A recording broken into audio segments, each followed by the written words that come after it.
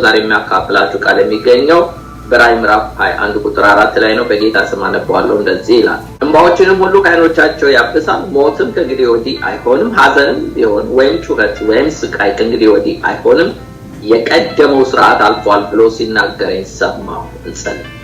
እግዚአብሔር አምላካችን ሆይ እናመሰግናለን፣ የቀደመው ሥርዓት ስላለፈ ከእንግዲህ ወዲህ ደግሞ የማይሆነውን ነገር አንተ ስለምትገልጥልን የቃልን ፍቺ ስለምታበራልን እናመሰግናለን። እኔ ባሪያ በፍጹም ግልጽና መናገር እንድችል እርዳኝ በኢየሱስ ስም አሜን።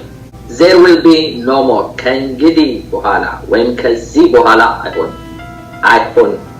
ምን ከዚህ በኋላ አይሆንም የሚለውን ነው ዛሬ የስብከቴ ርዕስ። There will be no more ምንድነው የማይሆን?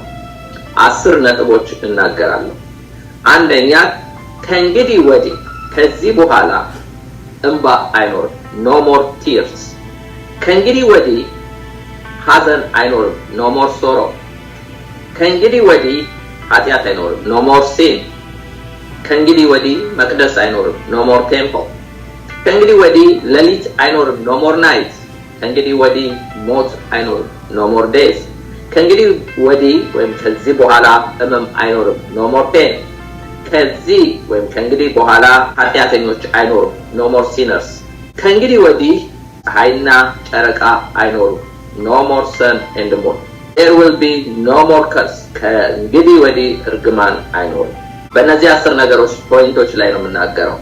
ከዚህ በኋላ አይሆንም ይላል። የራዕይ ምዕራፍ 21 ቁጥር 4 ላይ እንግዲህ ከእንግዲህ ወዲህ እንባ አይኖርም ይለናል። እንባዎቻቸውንም ሁሉ ከዓይኖቻቸው ያብሳል ይላል።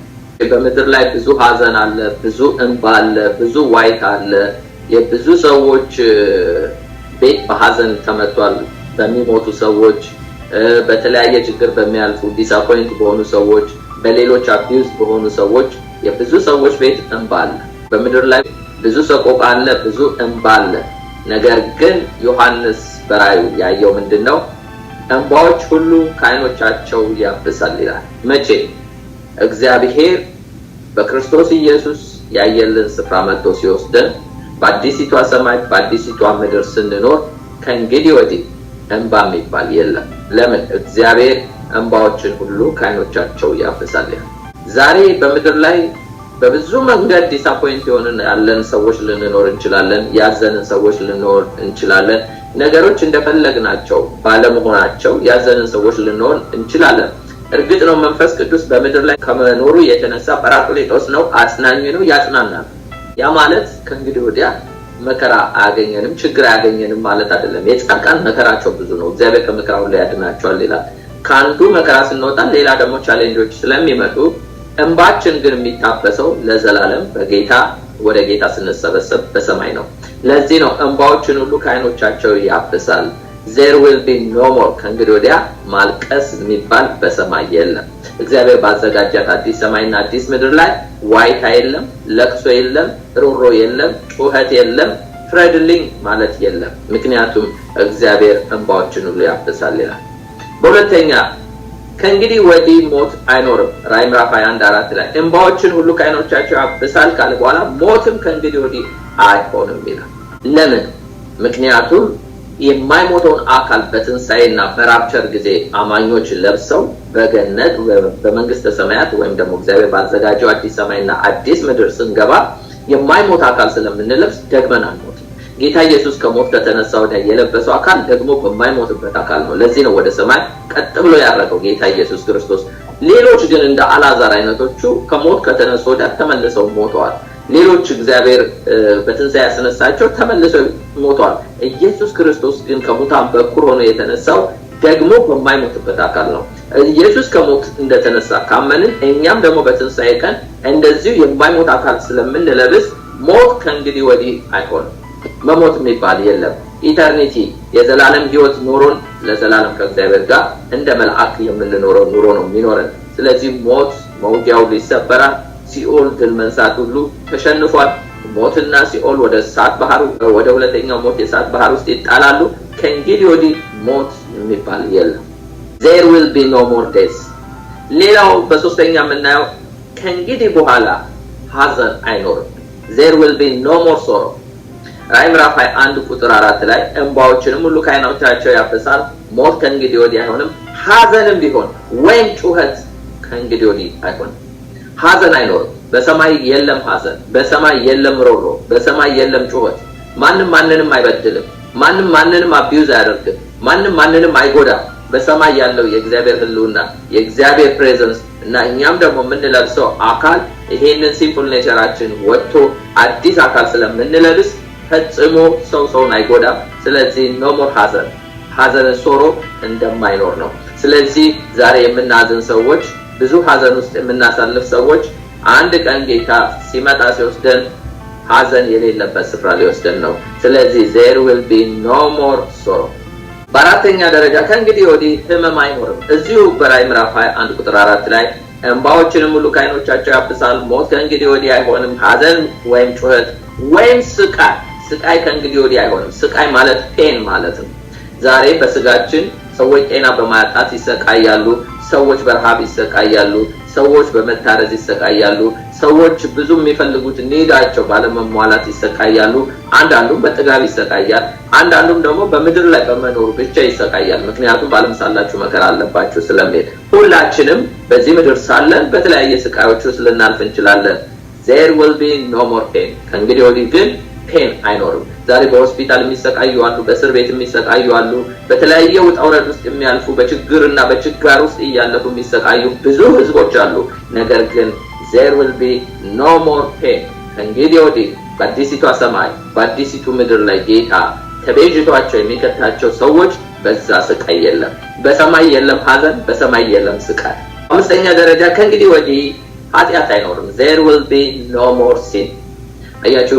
ኃጢአት ያለው በዚህኛው ምድር በሰማይ ኃጢአት የለም ምክንያቱም ኃጢአተኛው ሰይጣን ተጥሏል በሰማይ ኃጢአተኞች ሳይሆን ያሉት ቅዱሳን መላእክት ናቸው ያሉት ጻድቃኖች የጻድቃን ነፍሳት ነው ያለው ስለዚህ በዛ ያሉት በሙሉ ቅዱሳን ስለሆኑ ኃጢአት የሚያደርግ የለም ቦታው ራሱ አትሞስፌሩ ራሱ እዛ ኃጢአት የለበትም ያ ብቻ አይደለም እኛም የማይሞተውን አካል የሚያለብሰን ጌታ ደግመን ኃጢአት በማንሰራበት ህይወት ነው ፐርፌክት የሆነ ኮንዲሽን ወይም ደግሞ ፖዚሽን ላይ ነው የሚያስቀምጠን ማለት አዳም ከውድቀት በፊት የነበረውን ፖዚሽን ነው እግዚአብሔር የሚመልስልን በክርስቶስ እና ስለዚህ ኃጢአት አይኖርም አዳም የሰው ሁሉ መጀመሪያ ሆኖ ኃጢአት ሰርቶ ሁሉም በአንድ አዳም ሞት ገባ በአንድ አዳም ኃጢአት ገባ በአንድ አዳም መከራ ሁሉ ከርስ ሁሉ ገባ ግን አሁን ግን አዲሱ አዳም ክርስቶስ ስለሆነ ከእንግዲህ ወዲህ ኃጢአት አይኖርም ምክንያቱም ፍጥረታዊ አካል አይደለም የምንለብሰው መንፈሳዊ አካል ስለሆነ የምንለብሰው ከእንግዲህ ወዲህ ኃጢአት አይኖርም ሌላው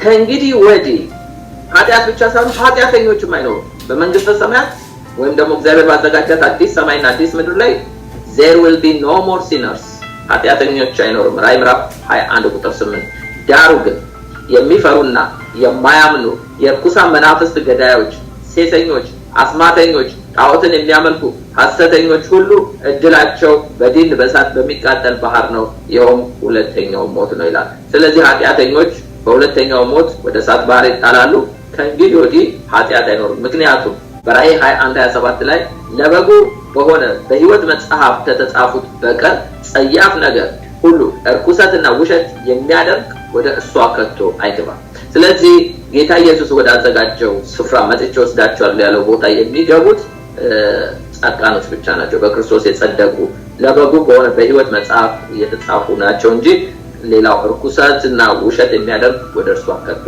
አይገባም ከእንግዲህ ወዲህ ኃጢአተኛም አይኖርም ኃጢአትም አይኖርም ኃጢአት ማለት በራዕይ ምዕራፍ 21 ቁጥር 8 ላይ ዳሩ ግን የሚፈሩ የማያምኑ አለማመን በራሱ ኃጢአት ነው እርኩሳን መናፍስት ያው የሚከተሉት ገዳዮችም ሴሰኞችም አስማተኞችም ይሄ ጣዖት አምላኪ ኃጢአት ነው ስለዚህ ይሄንን የሚያደርጉ ኃጢአተኞችም ኃጢአቱም አይገቡም no more ስለዚህ there will be no more sinner no more sin በሰባተኛ ደረጃ ከእንግዲህ ወዲህ መቅደስ አይኖርም ምክንያቱም እግዚአብሔር ራሱ የሚገኝበት ቦታ ስለሆነ there will be no more temple ራዕይ ምዕራፍ 21:22 ላይ ዮሐንስ ምን ይላል ሁሉን የሚገዛ ጌታ አምላክ በጉ መቅደሷ ናቸውና መቅደስም በእርሷ ዘንድ አላየውም ይላል ሁሉን የሚገዛ ጌታ አምላክ ራሱ በጉ መቅደሷ ናቸውና እግዚአብሔርና በጉ መቅደሷ ናቸውና በአዲሲቷ ኢየሩሳሌም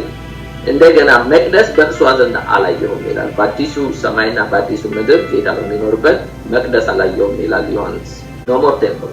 ምክንያቱም የእግዚአብሔር ሕልውና በሙላት ስላለ አሁን ግን እግዚአብሔር በወሰነውና ባዘዘው ቦታ ነው መገኘቱ የሚያበስርበት። በቴምፕል ይሆናል፣ በእኛ አካል ውስጥ ሊሆን ይችላል፣ በተብርናክል በመገናኛ ድንኳን ነው። እዛ ግን ሄቨን እግዚአብሔር በሙላት የሚገኝበት የሱ ክብር ኃይል ያለበት ስለሆነ መቅደስ ማያስፈልገው። ሌላው ራዕይ ምዕራፍ 1:25 ላይ ደግሞ የምናየው ከእንግዲህ ወዲህ ሌሊት አይኖርም፣ ምክንያቱም በእግዚአብሔር ዘንድ ጨለማ የለም። እግዚአብሔር ራሱ በብርሃኗ የሆነበት ነው። there will be no more night። ቁጥር 25 ራዕይ ምዕራፍ 1:25 ላይ በዚያ ሌሊት ስለሌለ ደጆቿ በቀን ከቶ አይዘጉም ይላል። በዛ ሌሊት ስለሌለ ደጆቿ በቀን ከቶ አይዘጉም ይላል። ስለዚህ በመንግስተ ሰማያት ወይም ጌታ ኢየሱስ ባዘጋጀው አዲስ ሰማይ አዲስ ምድር ላይ ፀሐይ አያስፈልግም፣ ጨረቃም አያስፈልግም፣ ሌሊት ስለሌለ ማለት ነው። ምክንያቱም ራሱ እግዚአብሔር ብርሃን ነው፣ በሱ ዘንድ ከቶ ጨለማ የለም። ኢየሱስ ያለም ብርሃን ሆኖ የመጣልን። ስለዚህ ቅዱሳን ራሳችን የምናበራንን የምንሆነው፣ መልአኮች የሚያበሩ ናቸው። እግዚአብሔር ራሱ ብርሃን ነው። የእግዚአብሔር ሪፍሌክሽን ነጸብራቆች ብርሃናችን፣ የእግዚአብሔር ብርሃን በእኛ ሁሉ ስለሚፈነጥቅ የማይሞት አካል ስለምንለብስ ብርሃን ጨለማ ከቶ ስለሌለ ሌሊት የሚባል የለም። ሌላው there will be no more sun and moon። ከእንግዲህ ወዲህ ፀሐይና ጨረቃ አይኖርም፣ ሰማይና ምድር ያልፋሉ ብሏል። የማያልፍ መንግስት ነው እግዚአብሔር። አዲስ ሰማይ አዲስ ምድር እፈጥራለሁ ብሏል በኢሳይያስ 65:17 ላይ እና ራዕይ ምዕራፍ 21:23 ላይ እንዲህ ይላል። ራዕይ ምዕራፍ 21:23 ላይ ለከተማይቱ የእግዚአብሔር ክብር ስለሚያበራላት መብራቷን በጉ ስለሆነ ፀሐይ ወይም ጨረቃ እንዲያበሩላት አያስፈልግም ነበር። ለምን? ኢየሱስ ራሱ መብራቷ ስለሆነ there will be no more sun no more moon። ስለዚህ ጨረቃና ፀሐይ አያስፈልገንም። ሌሊትም የለ፣ ሁልጊዜ ቀን ስለሆነ ብርሃኑም ራሱ በጉ ስለሆነ አያስፈልጋትም ይላል። የመጨረሻውና 10 ሌላው there will be no more curse። ከእንግዲህ ወዲህ እርግማን አይሆንም። ራዕይ ምዕራፍ 22 ቁጥር 3 ላይ እንግዲህ ወዲህ መርገም ከቶ አይሆንም፣ የእግዚአብሔርንና የበጉን ዙፋን በእርሷ ውስጥ ይሆናል። ምክንያቱም እግዚአብሔር ባለበት በረከት እንጂ እርግማን የለም። ባሪያዎቹም ያመልኩታል፣ ፊቱንም ያያሉ ይላል። አያችሁ፣ ከእንግዲህ ወዲህ መርገም ከቶ አይሆንም፣ የእግዚአብሔርና የበጉ ዙፋን በእርሷ ውስጥ ይሆናል፣ ባሪያዎቹም ያመልኩታል፣ ፊቱንም ያዩታል። እግዚአብሔርን ፊት ለፊት የምናመልክበት ጊዜ እንደገናም ደግሞ በጉ ራሱ እግዚአብሔር ራሱ በመገኘቱ በዛ ቦታ ኖ ሞር ከርስ። ስለዚህ እርግማን አይኖርም። ከኃጢአት የተነሳ ከኃጢአተኞች የተነሳ ነው ምድርም የተረገመች፣ ሰማይም ምድርም የቀደሙት የሚያልፉት። ነገር ግን ወደፊት የሚመጣው አዲስ ሰማይ አዲስ ምድር ውስጥ የሚገቡት የሰማይ ዜግነት ያላቸው ከእንግዲህ ወዲህ መርገም አይኖርም፣ ምክንያቱም የእግዚአብሔርና የበጉ ዙፋን እሷ ውስጥ ይሆናሉ ይላል እና ባሪያዎቹም ያመልኩታል፣ ፊቱንም ያዩታል ይላል። እንግዲህ የዛሬው ስብከቴ ርዕስ there will be no more በሚል ነው። ከዚህ በኋላ አይሆንም። እኛ ከዳንን ወደ እግዚአብሔር መንግስት ከገባን በኋላ ወደፊት በአዲሲቷ ሰማይ በአዲሲቷ ምድር ላይ እንባ አይኖርም፣ ሐዘን አይኖርም፣ ኃጢአት አይኖርም፣ መቅደስ አይኖርም፣ ሌሊት አይኖርም፣ ሞት አይኖርም፣ ህመም አይኖርም፣ ኃጢአተኞች አይኖሩም፣ ጨረቃና ፀሐይ አይኖርም፣ እርግማን አይኖርም ነው የሚለን ዮሐንስ በራዕይ መጽሐፍ ላይ ኖ ሞር ነው የሚለን ኖ ሞር። ስለዚህ ከእንግዲህ ወዲህ ከዚህ በኋላ ጌታ ኢየሱስ መጥቶ ከወሰደን በኋላ እንደዚህ አይነት የሰቆቃ ኑሮ እዚሁ ምድር ላይ ይቀራል። የማያልፍ መንግስት ውስጥ ስንገባ ግን የሰማዩ ሁኔታ ልክ እንደዚህ ነው የሚሆነው። እንባን አናይም፣ ለቅሶን አናይም፣ ሐዘንን አናይም። ስለዚህ ሞትን አናይም፣ ህመምን አናይም፣ ኃጢአተኞችን አናይም። በክርስቶስ ኢየሱስ ደም የተዋጁ የጸደቁ ብቻ ናቸው። ኖ ሞር። ስለዚህ በዚህ ልንጽናና ይገባል። እንባዎችንም ሁሉ ከዓይኖቻቸው ያብሳል። ሞትም ከእንግዲህ ወዲህ አይሆንም፣ ሐዘንም ቢሆን ወይም ጩኸት ወይም ስቃይ ከእንግዲህ ወዲህ አይሆንም፣ የቀደመው ስርዓት አልፏል ብሎ ሲናገር ሰማሁ። እንጸልይ።